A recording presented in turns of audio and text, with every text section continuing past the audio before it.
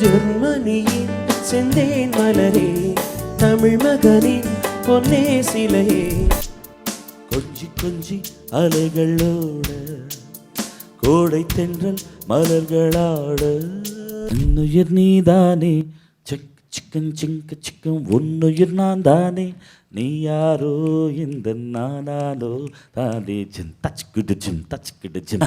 எதையுமே செய்யலைங்கிற வருத்தமும் கிடையாது.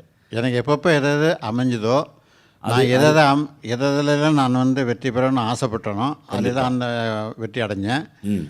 சில சமயங்களில் தோல்வியும் அடைஞ்சிருக்கேன்.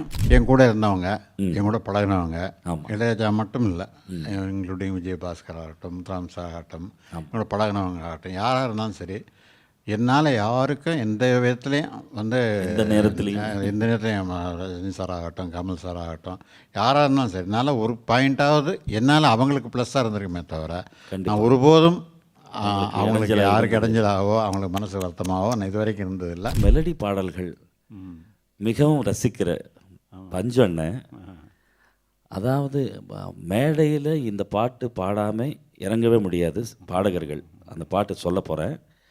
ஆடாமல் வீட்டுக்கு போக மாட்டார்கள் சனங்க. ஆசை 100 வகை. அது எப்படி நீங்கள் அது கூட பார்த்தீங்கன்னா, நீங்களே பாடுறவங்க தான், கண்டிப்பாக உங்களுக்கு தெரியும். ஒரு குத்தாட்டம் மாதிரி தெரியாது பாருங்கள். ரிதம் தான் ஃபாஸ்ட்டு, ரிதம் இருக்குது, இருந்தாலும் அதில் ஒரு அழகு இருக்குது. நல்ல ஒரு மெசேஜ் ஓரியன்ட் மெசேஜாக மட்டும் இல்லை, பாட்டே சொல்லலாம். சும்மா வெறும் தேட்டகம் இல்லாமல், ஆமாம், தப்பாக இல்லாமல், அதில் ஒரு விஷயம், ஆசை 100 வகை தான், ஒரு நல்ல மெலடி மாதிரி, மெலடி பிள்ளை கொஞ்சம் வேகமாக எல்லாம் மெலடி பேஸ் பண்ணிட்டாரு. வா கூப்பிட்ட மாதிரியே இருக்கும். இந்த பாட்டு வாசோண்ணாக்கு ஒரு பெரிய லிஃப்ட்டு. அதாவது நிறைய பாடகர்களுக்கு இந்த மேடையில் மேட்ரு எல்லாருக்கும் பொருந்தும். ஆமாம். ரெண்டாவது அது எந்த இடத்துல வேணாலும் மேட்ச் ஆகிடும். ஆசை ஒவ்வொருத்தருக்கும் எவ்வளோ ஆசைகள் இருக்குது. அந்த கண்டிப்பாக ஒவ்வொரு மனிதனுக்கும். அதுக்கப்புறம் படத்துலேயே எத்தனையோ படத்தில் அதை ரிப்பீட் பண்ணிட்டாங்க. எல்லாம் ரீமிக்ஸு, 3 மிக்ஸு, 4 மிக்ஸு எல்லாம் ஆரம்பிச்சு. ஆனால் இது அடிக்க முடியல. அது மட்டும் உண்மை. ஆசை 100 வகை வாழ்வில் 100 சுவைப்பா. இந்த பிஜிஎம் அத்துபடி ஒவ்வொரு மியூசிஷியன் புதுசாக ஒரு கீபோர்டு வாசிக்கிறதுக்கு வர்றவங்களோ, கிட்டார் வாசிக்க வர்றவங்களோ, ஃபஸ்ட்டு எடுத்த உடனே கஷ்டமான பாட்டு ட்ரை பண்ணலாம் அப்படின்னு சொல்லிட்டு இளைய நிலா ட்ரை பண்ணுவாங்க கிட்டாரிஸ்ட்னா. சரி, நம்ம இன்னொரு 1 வருஷம் கற்றுக்கிட்டா தான் அது சேருவோம். முதல்ல அது கேட்குறதுக்கு ஒரு மந்திரம் மாதிரி இருக்கும். நீ சரி சரி சரி, நீ சரி சரி சரி, அது மாதிரி என்ன ஒரு கார்ட்ஸு, என்ன ப்ரோக்ரெஷன், என்ன பண்ணியிருக்காங்க செஞ்சாங்க. அவன் இந்த மாதிரி சுச்சுவேஷனோட இப்படி ஒரு அழகாக பண்ணுறதுக்கு ஒரு தனித்திறமை வேணும். பஞ்சு அருணாச்சலம் அவர்களுடைய இசை பயணம் இளையராஜா அவர்களுடைய பாடல்களில் இப்படி நீங்கள் வந்தீங்க. அதுலேருந்து பார்த்தா கண்மணியே காதல் என்பது என்ன ஒரு அற்புதமான மெலடி. ஜஸ்ட் சிச்சுவேஷனுக்கு எழுதிய பாடலன்னா மெட்டுக்கு எடுத்த பாடலா? டியூன் நான் சிச்சுவேஷன் சொல்லிட்டு தந்தார், வித்தியாசமான டியூன்னு சொல்லிட்டு கொடுத்து எழுதினேன். அதை அவர் மேட்டு, அவருடைய மேட்டு தான்.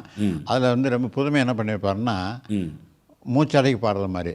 ஆமாம், கண்மணின்னு ஆரம்பிச்சிங்கன்னா அது முடிகிற வரைக்கும் ஒரே தம்மில் வரும். அது ஃபஸ்ட்டு ஆமாம், அது மாதிரி முதல் பாட்டு தான். இதுக்கப்புறம் வேற ஏதாவது ட்ரை பண்ணி பார்த்தாங்க. ஆமாம், அவர் தான் காதல். ஆமாம், இதுதான் ஃபஸ்ட்டு சாங். அது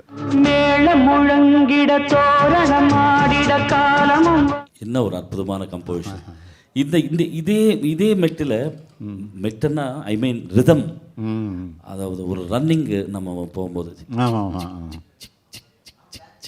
அந்த வீட்லேயே இன்னொரு பாட்டு எழுதிருக்கீங்க. அது என்ன ஒரு சாங் அண்ணன். மகேந்திரன் படம். ஆமாம், பருவமே புதிய பாடல் பாடு, பருவமே புதிய பாடல் பாடு, பருவமே புதிய பாடல் பாடு.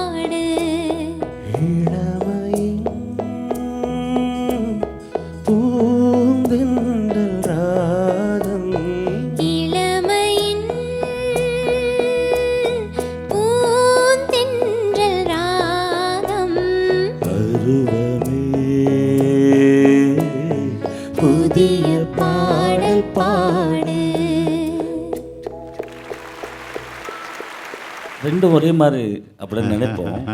அந்த பாட்டு பிரெத்லெஸ், ஆமாம் இது பிரீத் ஃபுல்லு. ஆமாம் கேப் விட்டு ஜாக்கிரதையாக பாடினா தான் பிரீத் நிற்கும். ஆமாம்.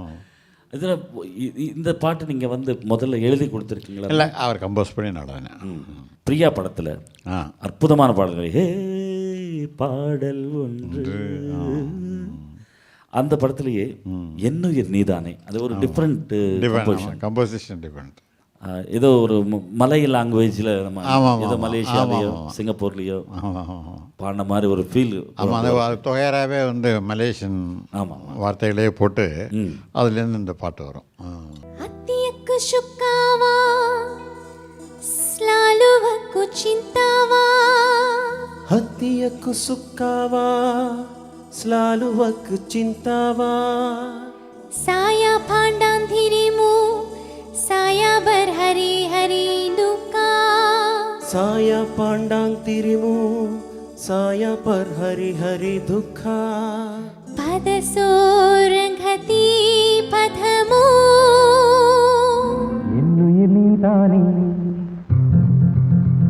அதாவது இதில் எத்தனை வெரைட்டிஸ் வச்சுருக்காருன்னா, தாளம் வந்து தகதிமே தகஜனு தன் சக்க சிக்கு சின் சக்க சிக் சிக்கு ஆதி தாளத்தில் 2/4 பீட்டு போயிட்டுருக்கு.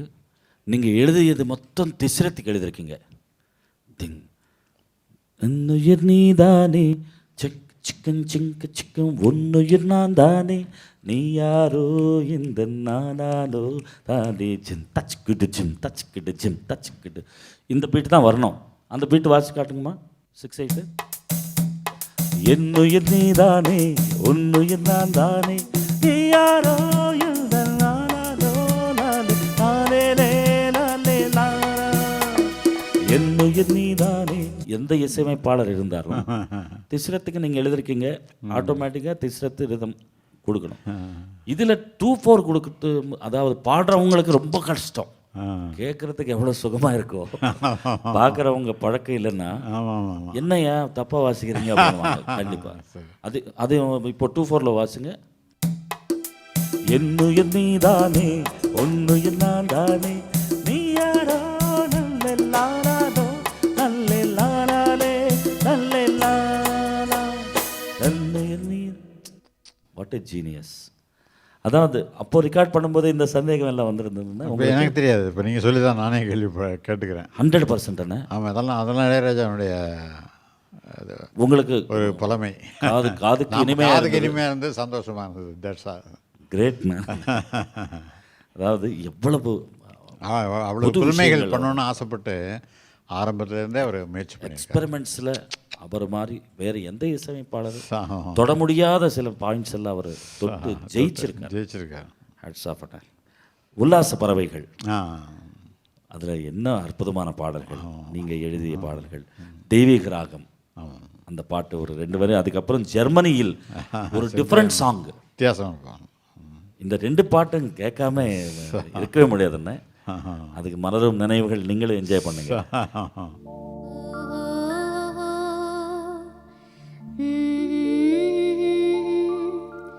தெய்வீக ராகம் தெவிட்டாத பாடல் கேட்டாலும் போதும் இள நெஞ்சங்கள் வாடும். தெய்வீக ராகம் தெவிட்டாத பாடல் கேட்டாலும் போதும் இள நெஞ்சங்கள் வாடும். தெய்வீக ராகம் தெவிட்டாத பாடல்.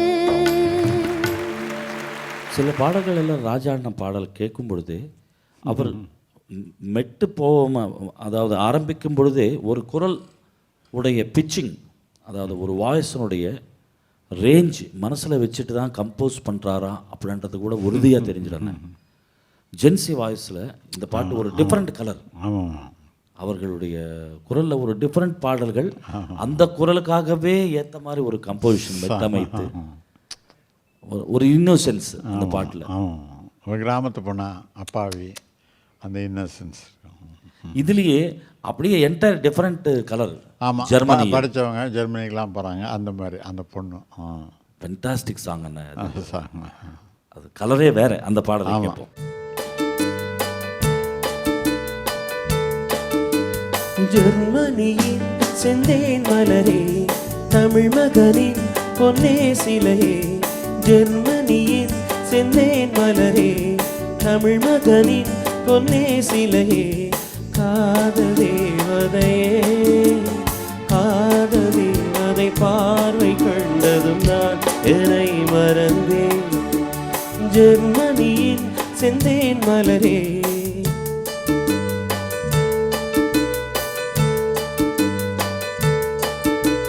சித்திரமே சிந்தேன் மழையே முத்தமிழே கண்ணாழகே காதல் நாயகனே காதல் நாயகன் பார்வை கண்டதும் நான் என்னை மறந்தேன் சித்திரமே சிந்தேன் மழையே முத்தமிழே கண்ணாழகே.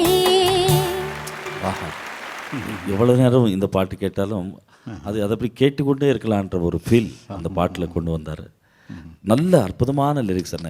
இந்த வரிசையிலேயே சூப்பர் ஸ்டார் அவர்களுக்கு வீரா படத்தில் ஒரு அற்புதமான பாடல் என்ன அது, அதாவது அது கம்போசிஷன் டிஃப்ரெண்ட் கம்போசிஷன், கொஞ்சி கொஞ்சி அலைகள் ஓட. ரொம்ப சிம்பிள் சாங். அது கேட்கறதுக்கு எவ்வளவு இனிமை, எழுதுறதுக்கு உங்களுக்கு சிம்பிளாக ஒருவேளை அந்த டியூன் இருந்திருக்கலாம் அப்படின்னு நினைக்கிறேன். பட் அது மிகப்பெரிய பாட்டு. அதாவது அண்ணன் எஸ்பிவி அவர்களுடைய குரலிலும் அந்த மெட்டு அமைத்த விதம், எழுதிய விதம் எல்லாமே பாராட்டப்படும். ஒவ்வொரு ரொம்ப எல்லோரும் நீங்கள் சொன்ன மாதிரி எல்லோரும் பாராட்டினாங்க, ஜனங்களும் ரசித்தாங்க. அதில் எனக்கு ஒரு புது அனுபவம் எனக்கு கிடச்சிது. அண்ணா நான் ஒரு 3 வருஷத்துக்கு முன்னாடி என்னுடைய சன் டாட்டர்லாம் அமெரிக்காவில் இருக்காங்க. சரி. ஒரு சன் ஒரு டாட்டர் இங்கே இருக்காங்க. எனக்கு 2 சன் 2 டாட்டர். ஒரு சன் ஒரு டாக்டர் நான் டல்லாஸில் இருக்காங்க. சரி.